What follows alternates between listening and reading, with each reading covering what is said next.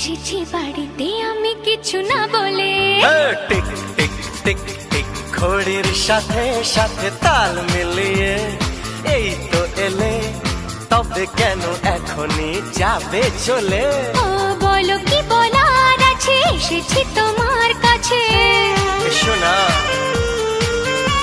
আরে বলো কি বলার আছে, এসেছি তোমার কাছে। বোঝো না কেন যে যায় সময় চলে, এসেছি বাড়িতে আমি কিছু না বলে।